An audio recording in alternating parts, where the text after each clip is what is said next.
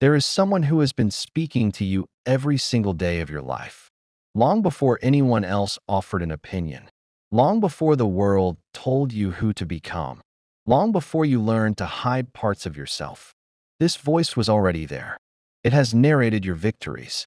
It has whispered through your failures. It has judged your mistakes. It has questioned your worth. It has followed you into every relationship, every opportunity, every disappointment, and every dream. You have listened to it thousands of times, perhaps millions. And yet, Carl Jung believed one of the most disturbing truths about this voice is that it may not actually belong to you. Pause for a moment. The next thought that enters your mind. Where does it come from? Did you consciously create it? Or did it simply appear? If you have ever caught yourself saying, "I'm not good enough. I'll probably fail. No one could truly love me. I'm not the kind of person who succeeds." Ask yourself something deeper. Who taught you to speak that way? Because no child enters the world criticizing themselves. No infant looks into the eyes of their mother and thinks, "I am unworthy." Those words come later, quietly, patiently, almost invisibly, one experience at a time, one disappointment, one rejection, one careless sentence, one impossible expectation, until eventually, the voice becomes so familiar that you stop recognizing it as something you learned. You begin calling it me. Carl Jung spent much of his life exploring this invisible conversation taking place inside every human being. He discovered something that challenged nearly everything we believe about identity. He believed that the greatest prison is not built from iron bars. It is built from unconscious beliefs we mistake for our own thoughts. Imagine living your entire life with a narrator inside your mind.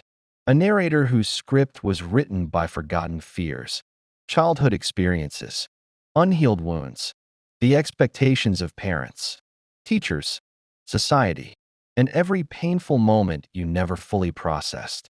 Now imagine believing that narrator is you. That is the tragedy Jung wanted humanity to awaken from.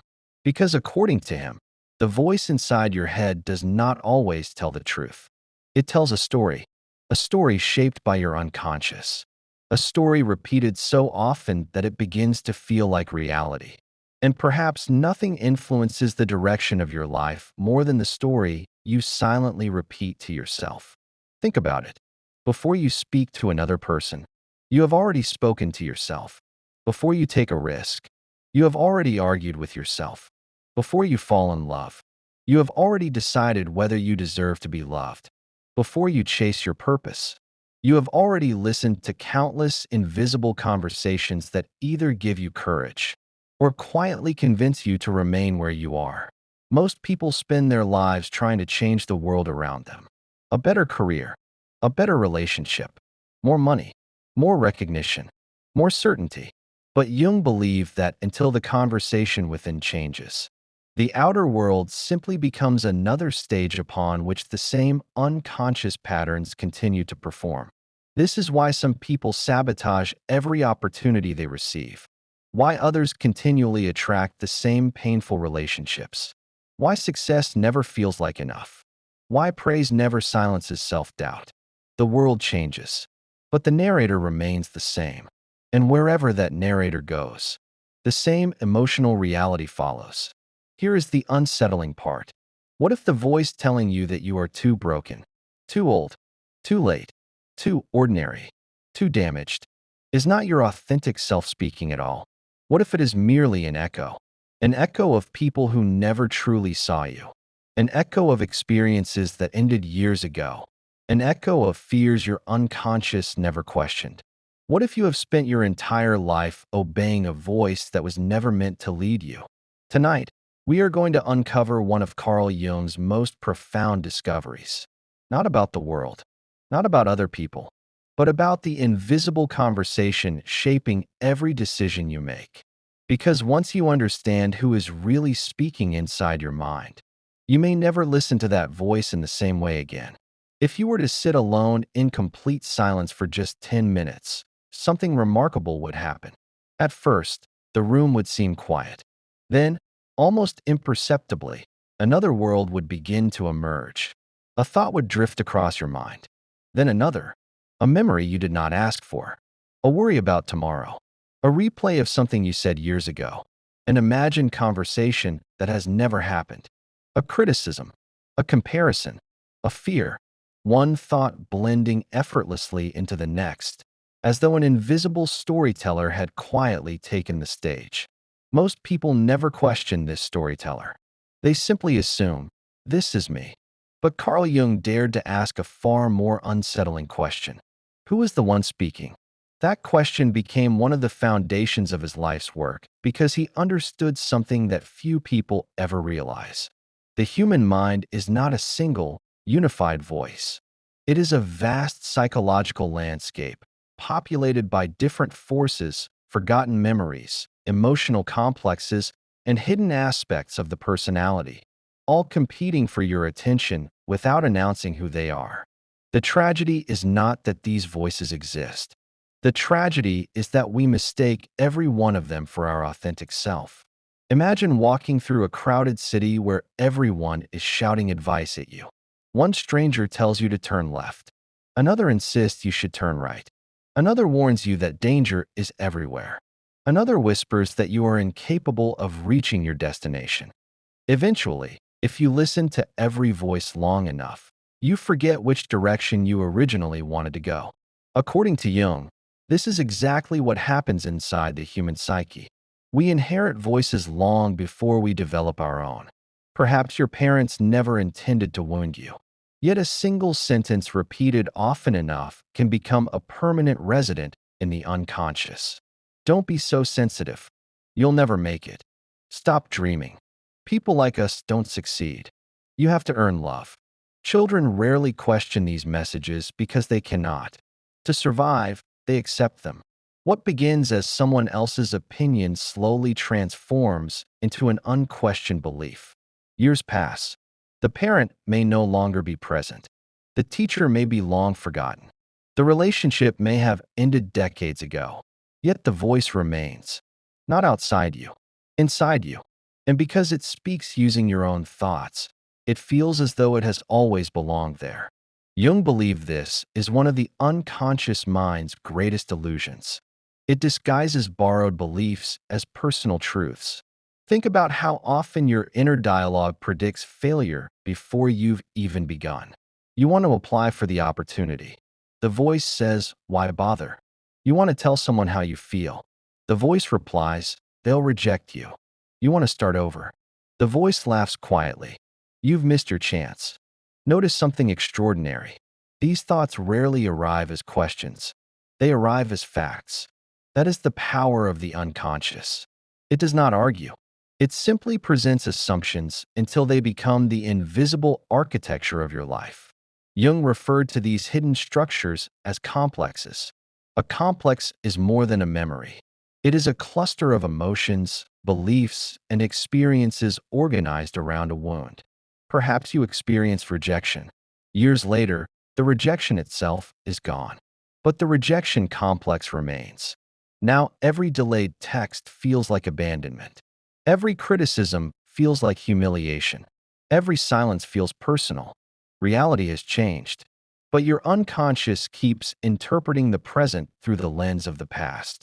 This is why two people can hear the exact same words and experience completely different emotional reactions. One hears encouragement. Another hears judgment. One feels inspired. Another feels threatened. The event is identical. The unconscious is not. And here lies one of Jung's most profound insights. We do not respond to life as it is. We respond to life as our unconscious has learned to interpret it. This is why changing external circumstances alone rarely transforms a person. Someone can move to a new city, begin a new relationship, earn more money, gain admiration, even achieve lifelong dreams, yet still hear the same relentless narrator whispering, "You are not enough." The scenery changes. The script does not. That is because the voice has never depended on your circumstances. It depends on the unconscious patterns you carry wherever you go. But there is another voice within you, a quieter one that rarely shouts. It does not condemn. It does not compare. It does not demand perfection. Most people barely hear it because it is drowned out by years of conditioning. Jung believed this quieter presence points toward what he called the self, the deepest center of the psyche, the part of you that exists beneath fear, beneath performance, beneath every mask you've learned to wear. The problem is that the louder voice often speaks first. It speaks through anxiety, through shame, through self-criticism, through endless comparison. And because it is loud, urgent, and familiar, we mistake it for wisdom. But familiarity is not the same as truth. Have you ever noticed that your harshest thoughts often sound strangely repetitive? Almost mechanical? They recycle the same sentences, the same fears, the same conclusions, different situations, same narration. Jung would argue that this repetition is no accident. It is the unconscious trying to preserve a familiar identity, even if that identity is painful, because the unconscious values familiarity more than happiness. It would rather keep you imprisoned inside a known suffering than risk the uncertainty of transformation. That is why genuine change feels so uncomfortable. The moment you begin believing you are worthy, the old voice protests. The moment you begin trusting yourself, it whispers doubts.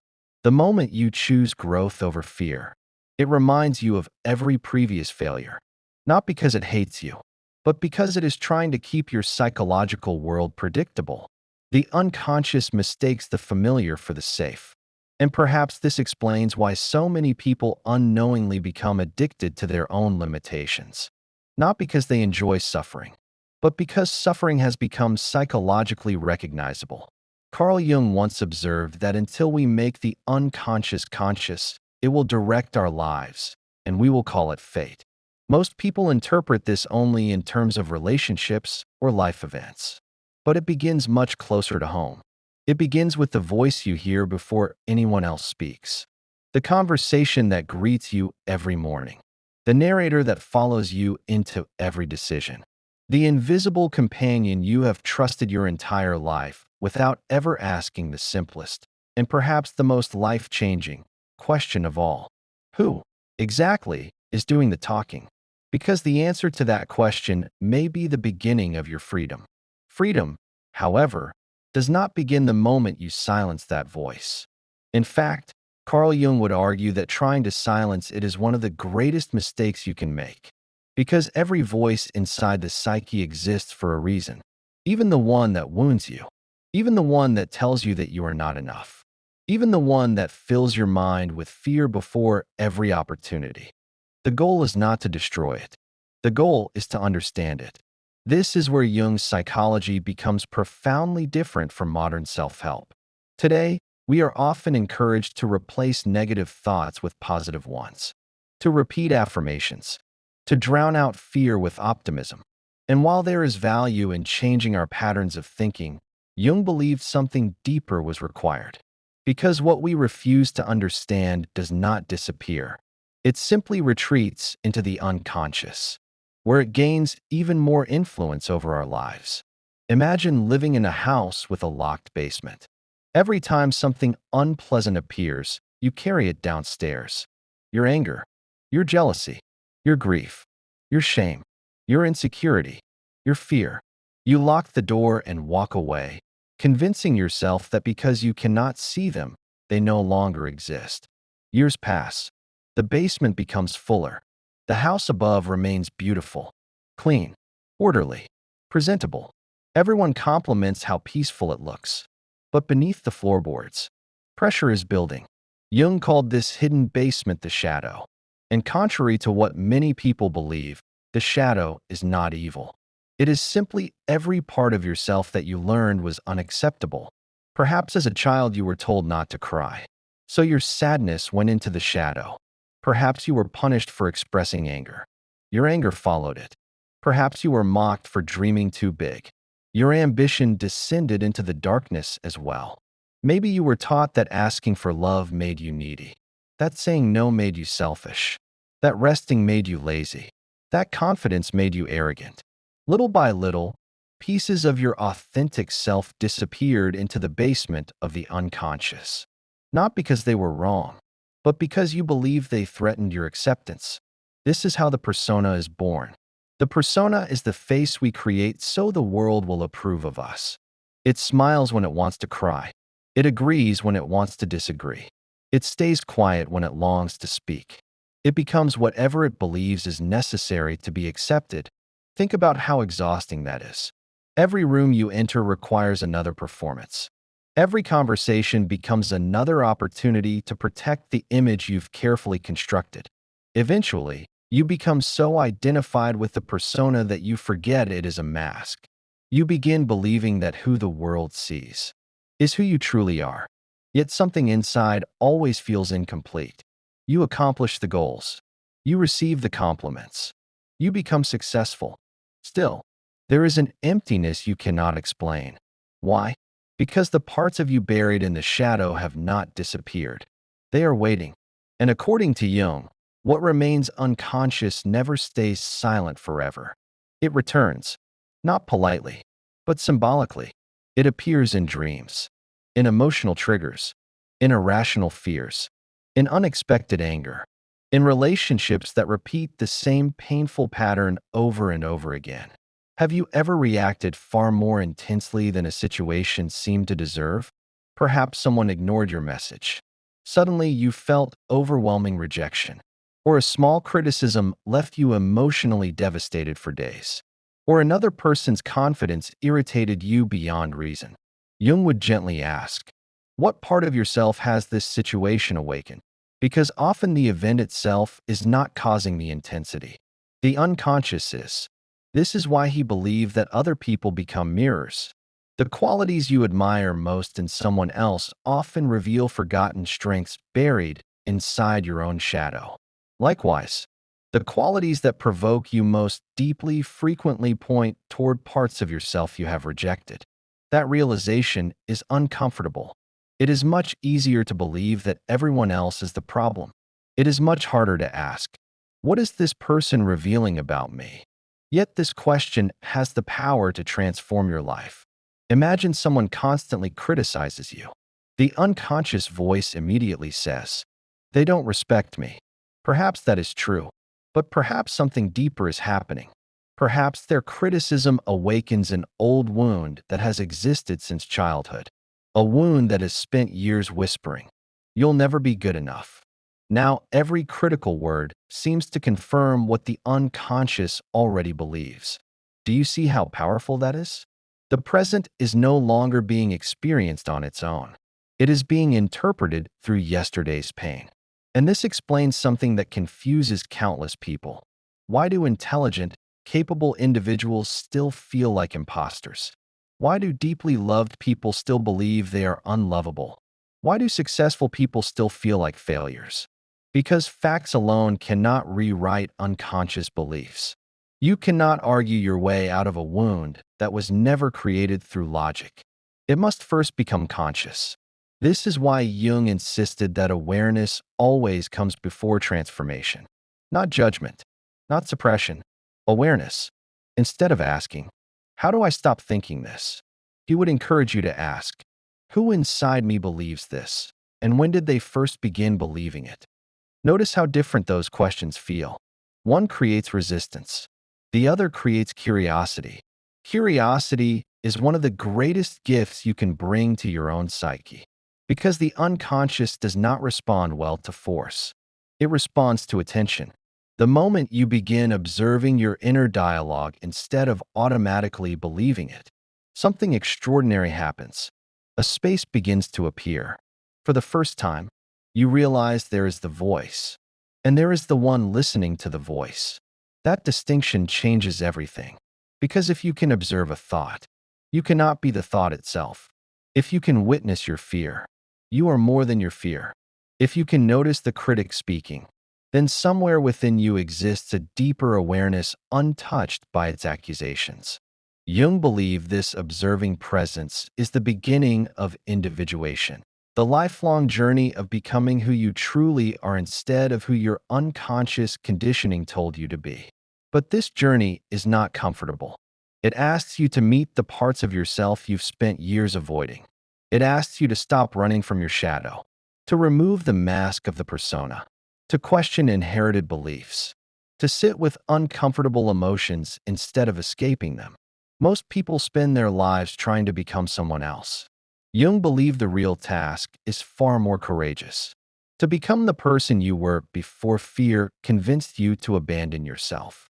And perhaps that is why the voice inside your head fights so fiercely whenever you begin to grow.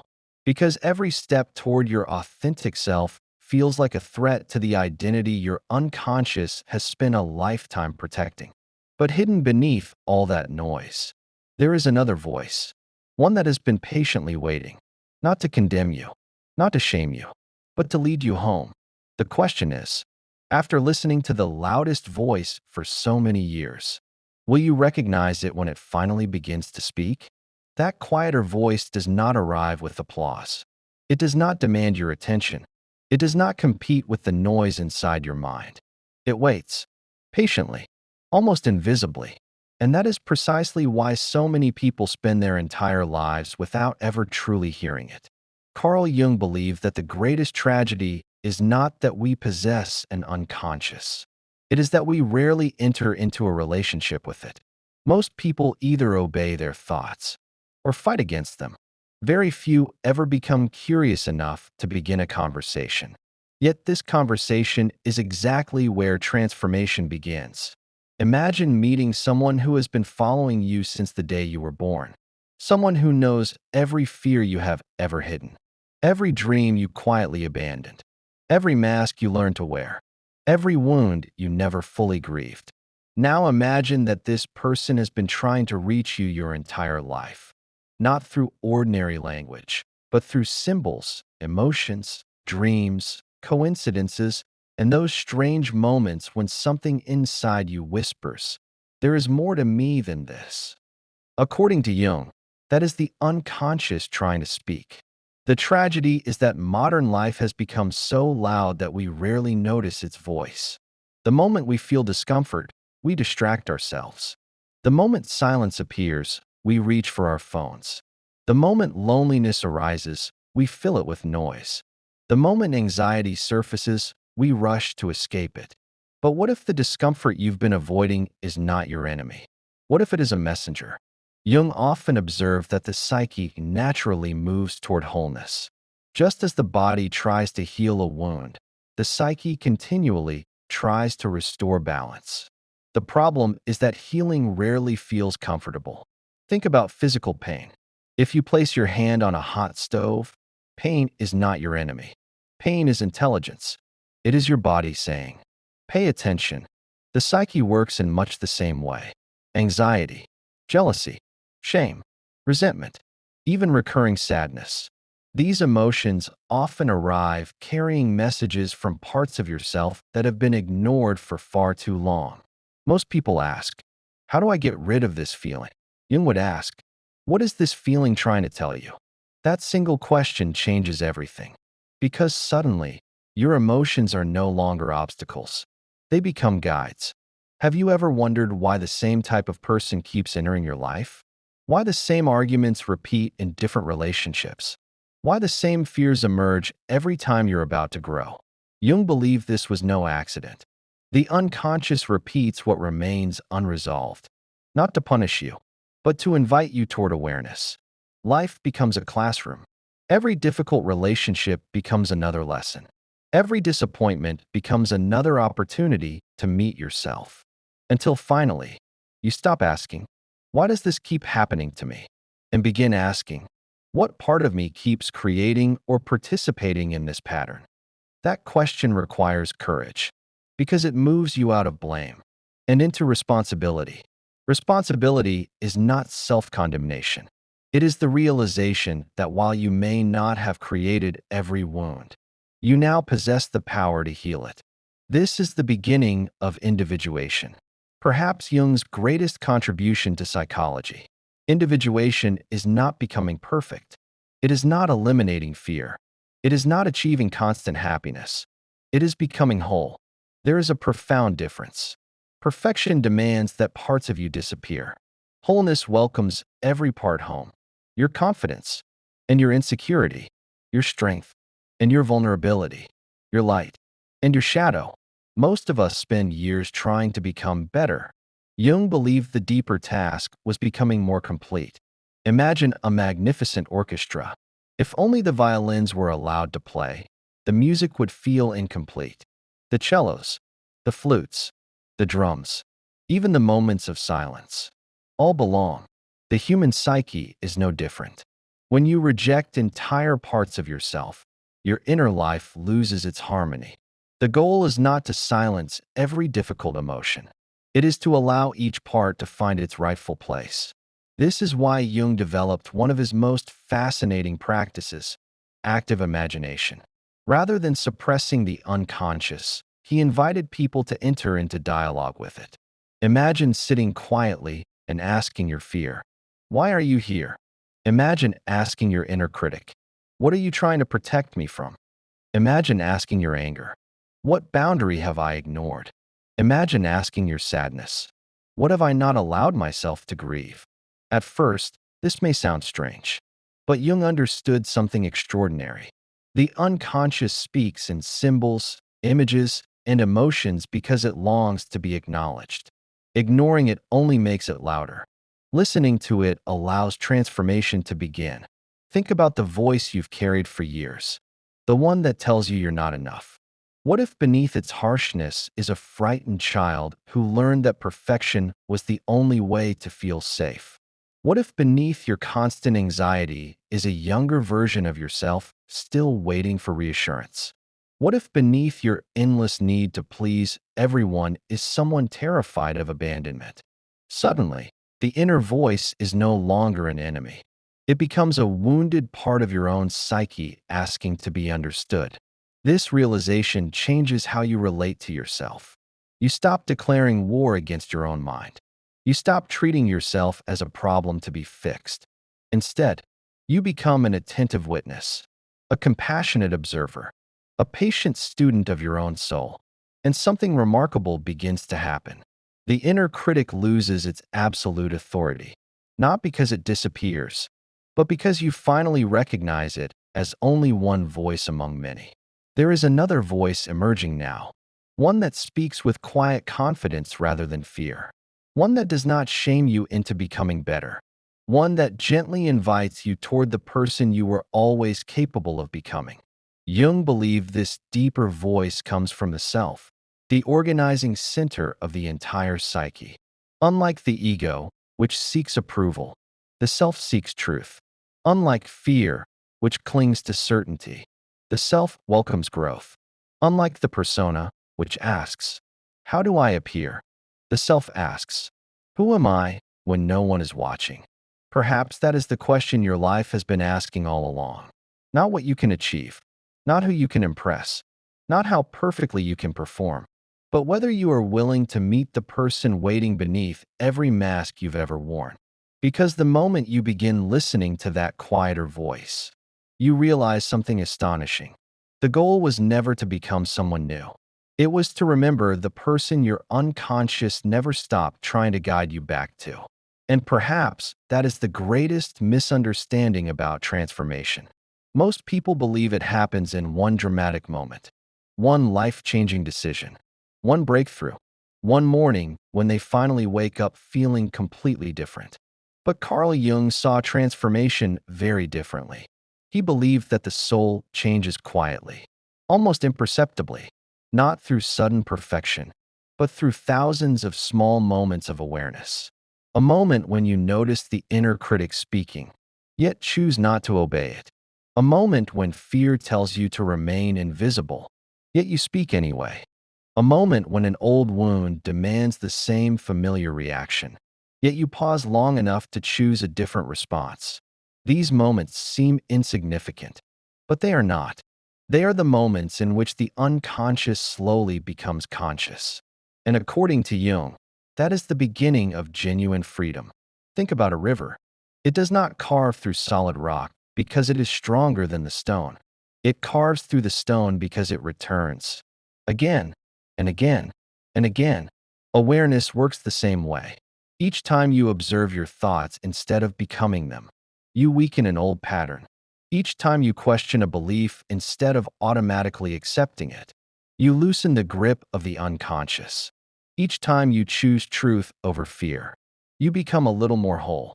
This is why individuation is not a destination. It is a lifelong relationship, a relationship with every hidden part of yourself. Jung once wrote that one does not become enlightened by imagining figures of light, but by making the darkness conscious. Those words are as unsettling today as they were when he first wrote them, because they overturn everything we've been taught. Most people spend their lives chasing more light, more success, more confidence, more certainty, more approval. Yet the parts of themselves they fear the most remain locked away in silence. The anger they never understood, the grief they never allowed themselves to feel, the dreams they abandoned because someone convinced them they were unrealistic, the voice that keeps whispering, "You are not enough." They try to outrun these things, but whatever remains unconscious always finds another way to speak. It appears in burnout, in anxiety, in perfectionism, in relationships that repeat the same painful patterns, in opportunities they sabotage just as life begins to open new doors, not because life is against them, but because the psyche refuses to leave its deepest truths unresolved. The remarkable thing is this: the unconscious is not your enemy. It has never been your enemy. Even the harshest inner voice often began as an attempt to protect you. Perhaps it believed that if it criticized you first, no one else could hurt you. Perhaps it believed that if it kept you small, you would never risk rejection. Perhaps it believed that if it expected the worst, you would never be disappointed. It was never trying to destroy you. It simply never realized that the danger had passed. And that realization changes everything. Because you stop asking, "How do I silence this voice?" and begin asking, "What does this part of me need in order to finally feel safe?" That is not weakness. That is psychological courage. The kind of courage Jung believed was far rarer than physical bravery. Anyone can fight the world. Few people are willing to meet themselves. Few people are willing to sit quietly with the parts they've spent a lifetime avoiding. Few people are willing to remove the persona, walk into the shadow, and discover that behind every fear was a forgotten piece of their own humanity. But those who do, those who choose awareness over avoidance, curiosity over judgment, integration over suppression, they begin to experience something extraordinary. The world itself starts to change, not because the world has changed, but because the one who is looking at it has. The criticism that once shattered you becomes information. The rejection that once defined you becomes redirection. The uncertainty that once terrified you becomes possibility. Even your relationships begin to transform. Because when you no longer expect another person to silence the war inside your own mind, you stop searching for someone to complete you. Instead, you begin meeting people from a place of wholeness rather than emptiness. This is why Jung believed that the greatest adventure is not climbing mountains or crossing oceans. It is the journey inward, the exploration of the vast, mysterious landscape that exists within every human being. A landscape containing forgotten dreams, hidden strengths, ancient fears, and a wiser self that has been waiting patiently beneath the noise all along. Perhaps that wiser self has been speaking to you throughout this entire video. Not through my words, but through the quiet recognition you felt somewhere deep inside. The feeling that something ancient and familiar was stirring. As if a part of you whispered, "I've known this all along." If that happened, don't ignore it. Because transformation rarely begins with certainty. It begins with recognition. With one honest question, one courageous moment, one decision to stop believing every thought simply because it appears inside your mind. Tonight, before you go to sleep, I want to leave you with a question that Carl Jung might have asked himself. When the world becomes quiet, when every distraction disappears, when there is nothing left but you and your own thoughts, who is speaking? And perhaps even more importantly, who is listening? Because the answer to those two questions may determine the rest of your life. If this journey into the depths of Jungian psychology awakens something within you, don't let it end here. Subscribe to Inner Phoria, where together we explore the hidden architecture of the mind, the mysteries of the unconscious, and the timeless wisdom that helps us become more fully ourselves. And if this video resonated with you, share it with someone who may still be mistaking their inner critic for their true identity. You never know whose life might change because they finally hear a different voice, the one that has been waiting quietly beneath the noise all along. Until next time, remember this. Your thoughts are powerful, but they are not all you. Your fears are real, but they are not your identity. And beneath every voice that tells you who you should be, there is a quieter voice, patiently waiting to remind you of who you have been all along.